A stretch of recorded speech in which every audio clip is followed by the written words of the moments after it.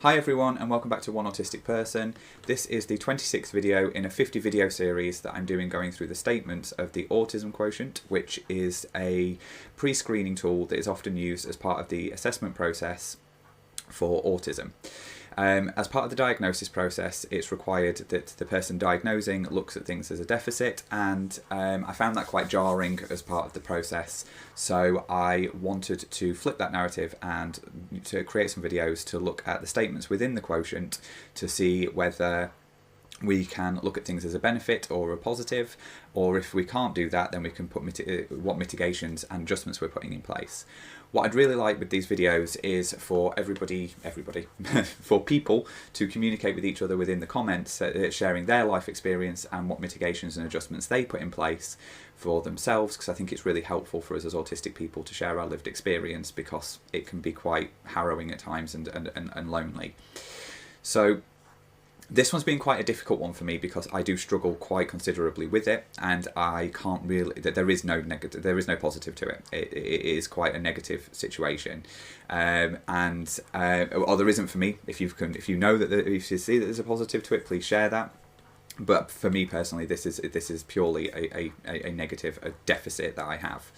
So the statement is, I frequently find that I don't know how to keep a conversation going. And for me, that is a definitely agree. So I really struggle with this. I often find that there is an absolute barrier there when I am trying to continue a conversation. If it's something that I'm not interested in, or something that I don't have an understanding of, or something that I don't see as necessary or important, because for me, conversations kind of need to have a purpose. There needs to be purpose behind a conversation, and I may not automatically see, my brain may not automatically pick up on what that purpose is, especially if it's outside of the realms of what I expected a social interaction to be. I am going to separate this video into a few sections, as I have done with the last few that I've done, but this one's going to be a little bit different because of the fact that I can't find any positive to it. I'm just going to give you a little lived experience story, which basically led me to understand the fact that this is something that I struggle with. I always knew that I could come across negatively in conversations and didn't really understand why. This was the minute I realised that it's because of this situation, and it was because what I did would be perceived as extremely rude. So here's my little lived experience story.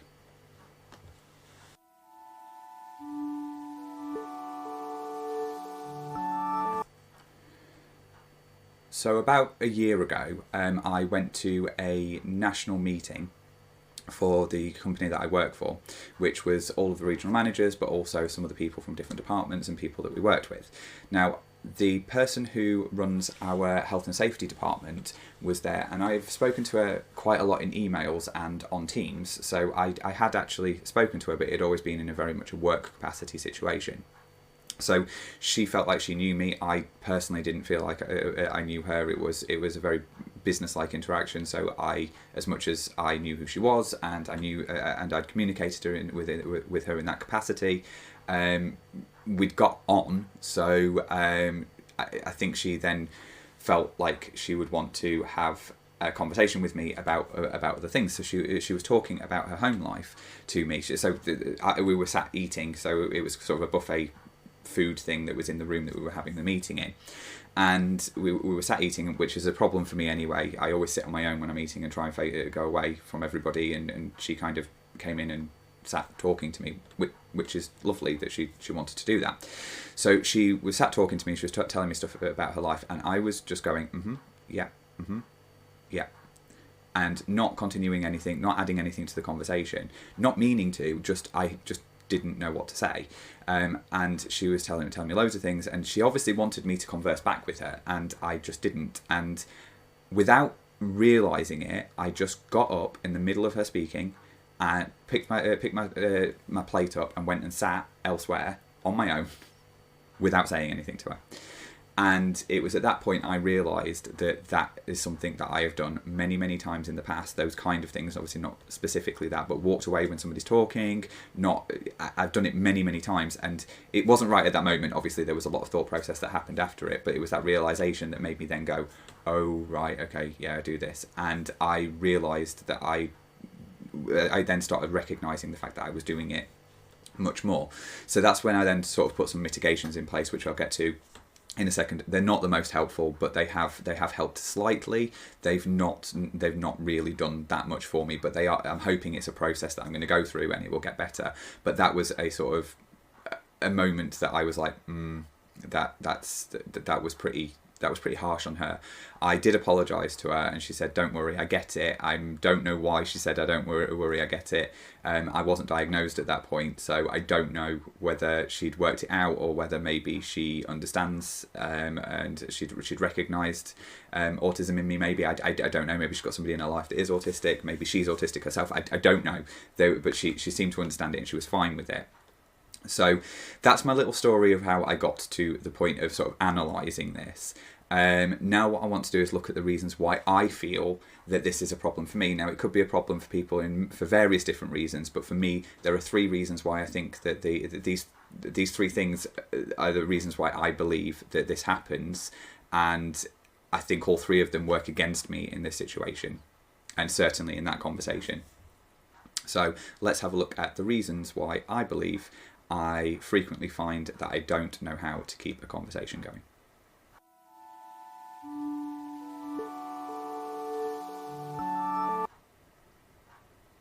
So for me, there are 3 main reasons why I feel like this is a thing that happens to me. So the first one is processing capacity. So autistic people quite often struggle with processing things slower. That it takes us a little bit longer we just need a bit more of a beat to be able to sort of process the world around us, and certainly sort of social interactions and things that we're not used to, something that we weren't expecting. So I think that is a major part of this, that it takes me longer to process what somebody's saying and then form a response in my head and then actually say it, because there's a lot of steps that are involved in that. I've got to listen to what the person's saying, I've got to pay attention to what they're saying, I've got to hear what they're saying, I've got to process what that means, and then I've got to form a response, and then I've got to say the response. And as well as that, I'm going to be thinking about all of the other aspects of what are my eyes doing, what is my face doing, what are my hands doing. So all of the things that so I've mentioned previously about social interactions. So the processing capacity is definitely, I can feel a block. I can feel like somebody's talking at me and I'm not hearing what they're saying, and I kind of become a rabbit in headlights and panicked because I know I'm not actually hearing what they're saying, and I'm trying to focus and then I can't focus, and it becomes a huge issue, and it's very slow for me to be able to pick up on what somebody's saying. I do get it, but it's difficult for me to be able to process it quickly and to respond to it. The second one would be social anxiety, and this is probably going to be a major one for me, that I feel extremely anxious in any social situation. So that situation specifically from the story that I mentioned, I was already in a meeting, which is a hugely anxious situation for me. There's lots of people there. Yes, I know most of them, but I've already gone through a lot of, I'm going to speak to this person and that's the sort of thing they're going to talk about. I've gone through all of that in my head. So then to have somebody else throw a conversation in there that I wasn't even expecting to be at the meeting, it then made it so that there was a huge amount of anxiety. So that is also going to slow down my processing power as well, and it's going to set off my fight or flight response. And certainly in that situation, and in many situations now I've looked back, my flight response definitely kicked in, and I've just walked away from the situation, which can obviously come across as extremely rude. Luckily, she didn't see it that way. And the other one is a strange one, and it feels like it makes me a bit of a not very nice person, if I'm honest. I do sometimes feel like I'm not a nice person because of this, but every conversation I have, kind of, my brain needs it to have a purpose, a reason, and talking about somebody's home life I don't see as a purpose. I don't get any, my brain doesn't get anything out of it. So it's not an active thought process. So it doesn't make me a horrible person, but it does make me feel like it sometimes, that if my brain isn't finding a purpose for the conversation, then I won't be able to sort of find a way of responding to them, because my brain doesn't need the information that they're going to give me, and it's kind of more information than my brain requires. And especially when I am in a stressful situation, it's already dealing with so much that I don't want added stuff to process.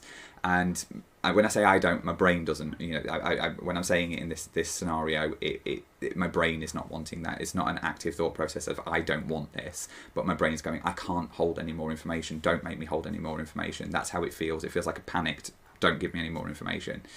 And it's kind of like, this is irrelevant, just stop talking. Which I hate the fact that that's the case, but it is what it is. My brain does what it does. So yeah, they're the three reasons why I think it happens, and I think they're helpful for me to sort of look at how I can mitigate it, which we'll have a look at now.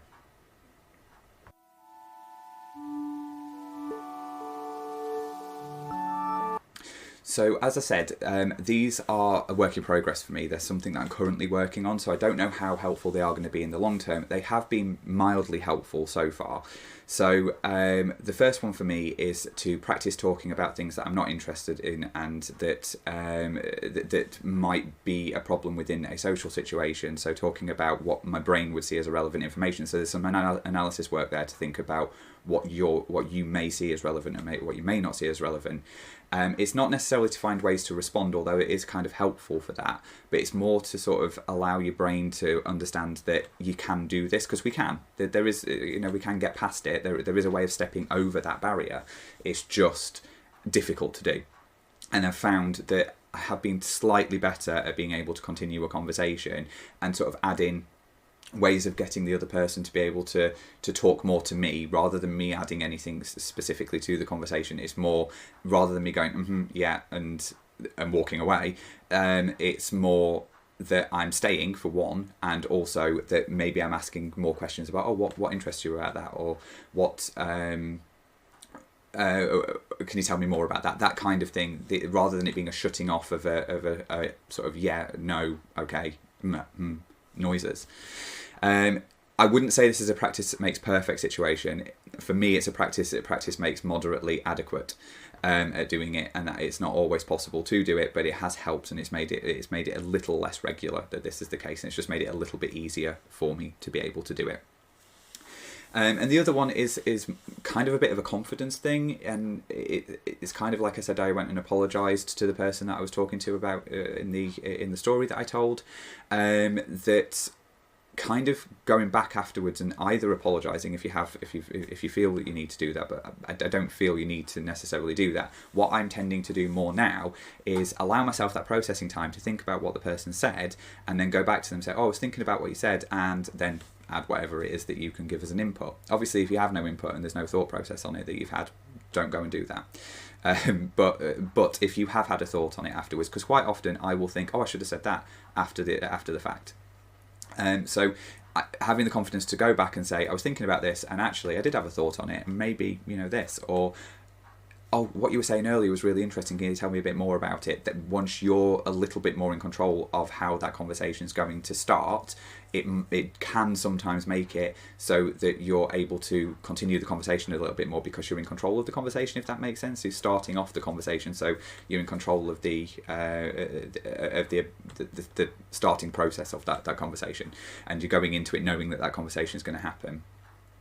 So they're my little bits on this. I'm probably not very helpful on it, but I wanted to get this video out about this one because it is a difficult one for me, and if those things do work for me ever so slightly, and hopefully long term they may work better, then it could potentially help other people. So let me know if anything that you do to be able to mitigate this, and the adjustments that you put in place. Like I say, if you do see it as a positive, great, I'd love to hear that.